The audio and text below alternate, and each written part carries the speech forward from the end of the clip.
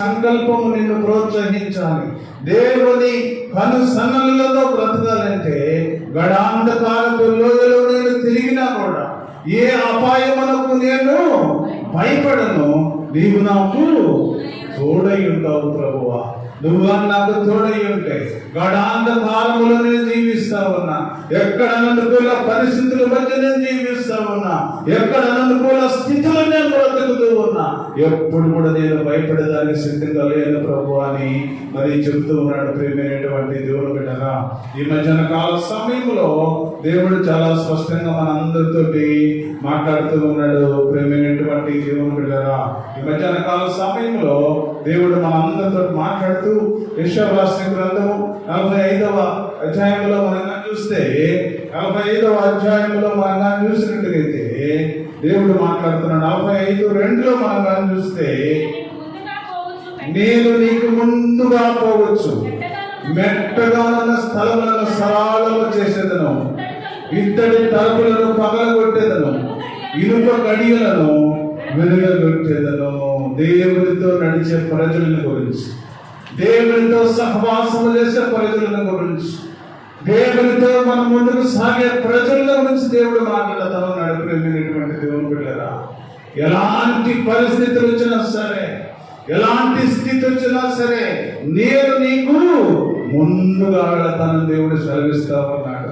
దేవునితో నడిస్తే ప్రజలను గురించి, దేవుని మాటలు వినే ప్రజల గురించి, దేవుని వాక్యాన్ని మరి అవలంబించే ప్రజల గురించి, దేవుని వాక్యానుసారముగా జీవించే ప్రజల గురించి దేవుడు మాట్లాడుతూ ఉన్నాడు. ప్రియమైనటువంటి దేవుని బిడ్డలారా, నేను నీకు ముందుగా పోవచ్చు, మెట్టగా ఉన్న స్థలములను సరళము చేసేదను.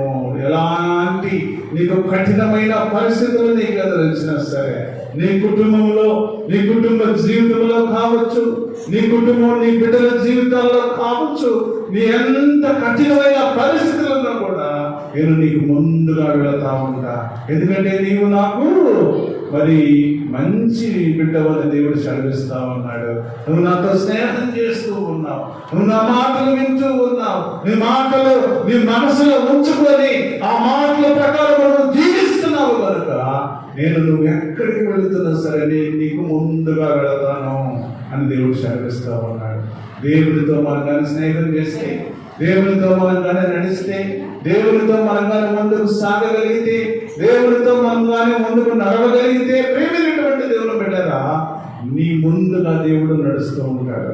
ఎంత కఠినమైన పరిస్థితులైనా వచ్చి ఎదురొచ్చినా సరే, ఎంత కఠినమైన పరిస్థితులు ఈ లోకంలో ఎదురొచ్చినా సరే అవన్నీ కూడా దేవుడు సరళం చేస్తానంటున్నాడు. అంతేకాదు కానీ ఇత్తడి తలుపులను పగులు కొట్టేదను, ఇనుప గడియలను వెలుగు కొట్టేదను. ఎంత కఠినమైన పరిస్థితులైనా సరే, ఎంత కఠినమైన స్థితి అయినా సరే, సాతానుడు ఎంత భయంకరమైన మరి పరిస్థితులను మరి సృష్టించినా సరే అవన్నిటిని కూడా నేను విరిచివేయగల సమర్థుడను. నీకు ఎలాంటి అపాయము రాకుండా, నీకు ఎలాంటి శోధన రాకుండా, నీ కుటుంబం ఎలాంటి శోధనలో పడకుండా, నీ ఆరోగ్య ఖాళీ నీ మీద రాకుండా ఇనుప గడియలను నేను విరగొట్టి మెత్తగా చేస్తాన దేవుడు చదివిస్తా ఉన్నాడు. ప్రియమైనటువంటి దేవుని బిడ్డరా, అందుకని అంటూ ఉన్నాడు, కీర్తనకారుడు అంటున్నాడు, గడాంధకారపు లోయలో నేను సంచరించులను, ఏ అపాయమునకు నేను భయపడను. ఎందుకంటే నీ ముందు దేవుడు నడుస్తా ఉన్నాడు. నేను నీ ముందుగా నడుస్తూ ఉన్నాను, నేను నీ ముందుగా వెళతా ఉంటే ఏ అపాయము కూడా నిన్ను ధరించాలని దేవుడు సెలవిస్తా ఉన్నాడు. అందుకని కీర్తనకారుడు అంటున్నాడు, గడాంధకారపు లోయలో నేను సంచరించను, ఏ అపాయమునకు భయపడను, నీవు నాకు తోడై ఉన్నావు, నీ దుడ్డు కర్ర నీ దండము నన్ను ఆదరిస్తా ఉంది. ప్రభు ఎంత గొప్ప దేవుడు తండ్రి ఆయన అని దేవుడిని స్తుతిస్తా ఉన్నాడు. మనం కూడా దేవుని సన్నిధిలో బ్రతుకుతూ ఉన్నాం. మనం కూడా దేవునితో సహవాసం చేయగలిగితే, దేవునితో మనం నడవగలిగితే, దేవుని ఆశ్రయించగలిగితే, దేవుని ప్రేమించగలిగితే, దేవుని కొరకు మనం జీవించగలిగితే, దేవుని కొరకు మనం ముందుగా మనం దేవుని సన్నిధిలో బ్రతకగలిగితే, ప్రేమైనటువంటి దేవుని బిడ్డలారా, దేవుడు ఎంత ఆదరిస్తాడు, దేవుడు నిన్ను ప్రేమిస్తాడు. ఎలాంటి అననుకూల పరిస్థితులు వచ్చినా కూడా దేవుడు నిన్ను ఒక ఉన్నతమైన స్థితిలో దేవుడు తీసుకెళ్ళడానికి సిద్ధంగా ఉన్నాడు. ప్రేమైనటువంటి దేవుని బిడ్డలారా, 5వ చరణం మనం కానీ చూస్తే, నా శత్రువుల ఎదుట నీవు నాకు భోజనము సిద్ధపరచుదువు, నూనెతో నా తల అంటి ఉన్నావు, నా గిన్నె నిండి పొర్లుచున్నది. చాలా మంచి మాటలు ప్రేమైనటువంటి దేవుని బిడ్డలారా.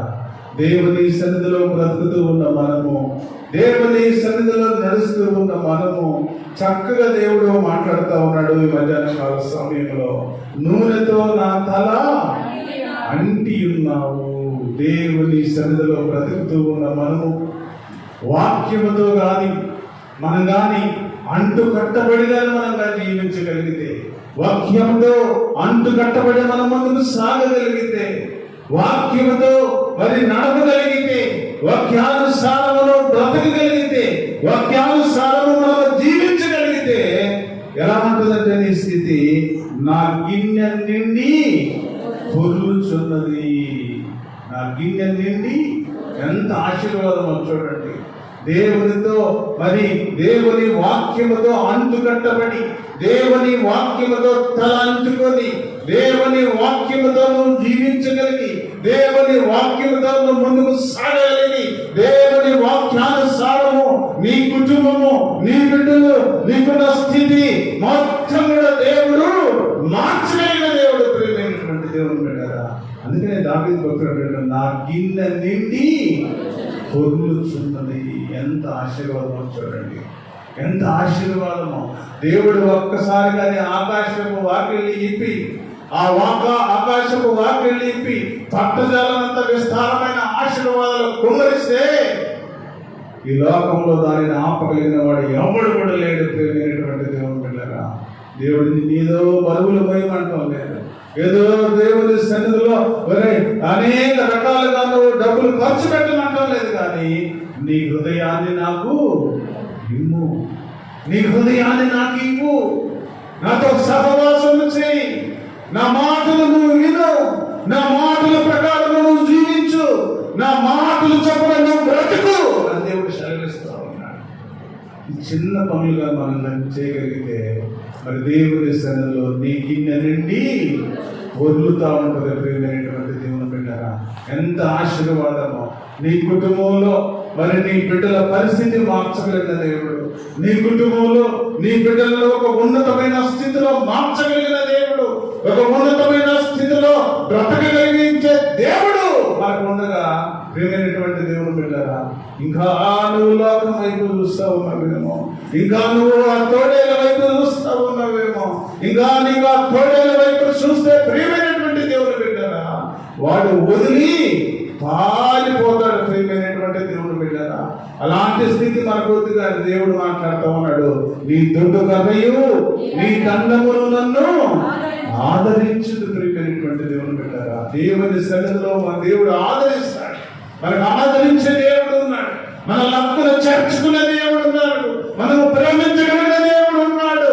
ఇదిగో నా కుమారుడా, రెండు చేతులు చాపి ఆయన పిలుస్తూ ఉన్నాడు. ప్రియమైనటువంటి దేవుని బిడ్డలారా, నువ్వు కానీ ఆయన కౌగిట్లకు రాగలిగితే, నువ్వు ఆయన దేవుని సన్నిధిలో రాగలిగితే, ప్రియమైనటువంటి దేవుని బిడ్డలారా, నీ గిన్నె నిండి పొర్లుతుందని దేవుడు సెలవిస్తా ఉన్నాడు.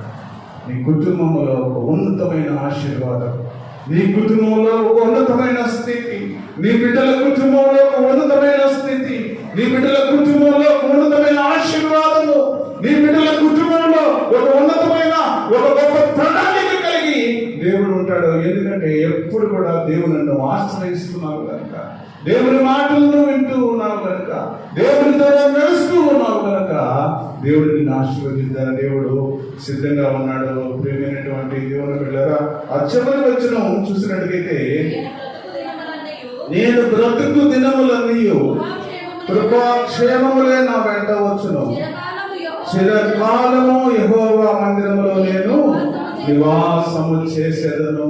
ఎంత మంచి మాటలు అంటే, దేవుని సన్నిధిలో ఒక గొప్ప తీర్మానం చేసుకున్నాడు దావీదు భక్తుడు. ప్రియమైనటువంటి దేవుని బిడ్డలారా, ఆ గొప్ప తీర్మానంతో ఆయన ముందుకు సాగినప్పుడు మరి వృద్ధాప్యము వచ్చినా కూడా ఆయన దేవుని కొరకే జీవించాడు. ప్రేమైనటువంటి దేవుని బిడ్డలారా, ఆయన తన జీవితం అంతా కూడా దేవుని కొరకే జీవించాడు. ప్రేమైనటువంటి దేవుని బిడ్డ అందుకని అంటున్నాడు, నేను బ్రతుకు దినములన్నీ కృపాక్షేమములే నా వెంట వచ్చును.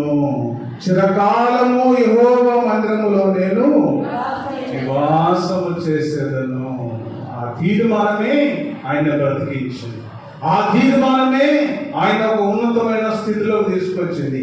ఆ తీర్మానమే ఆయన గిన్నె నిండి పొర్లింది. ఆ తీర్మానమే ఆయన స్థితిని మార్చింది. ప్రియమైనటువంటి దేవుని బిడ్డలారా, ఏ తీర్మానం అది? చిరకాలము నేను యెహోవా మందిరములో నివాసము చేసేదను. ఎల్లకాలము దేవుని మందిరములో నేను నివాసం చేయాలి. ఎల్లకాలము దేవుని మందిరం వరకు నేను బాధపడాలి. ఎల్లకాలము దేవుని వరకు నేను జీవించాలి. ఎల్లకాలము దేవుని నేను ఆశ్రయించాలి అని ఒక తీర్మానం చేసుకున్నాడు దావీదు జీవితంలో.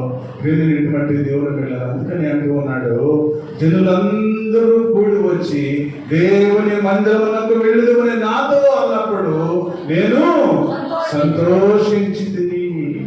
ఆయన ఒక ఫార్మాలిటీ, ఒక ఆర్డినరీ పర్సన్ కాదు, ఒక ఆర్డినరీ వ్యక్తి కాదు, ఒక గొప్ప చక్రవర్తి. అయిన ఆ యెరూషలేము పట్టణానికి ఒక గొప్ప రాజు, గొప్ప చక్రవర్తి అయి ఉన్నాడు. ఆ చక్రవర్తి దగ్గరికి వెళ్ళి, అయ్యా ఈ రోజు ఆదివారం కదా, అయ్యా ఈ రోజు మనం అందరం కూడా దేవుని మందిరానికి వెళ్ళాలి అన్నప్పుడు ఆయన ఎంత బిజీగా ఉంటుంది, ఏందిరా వచ్చేది అనలేదు.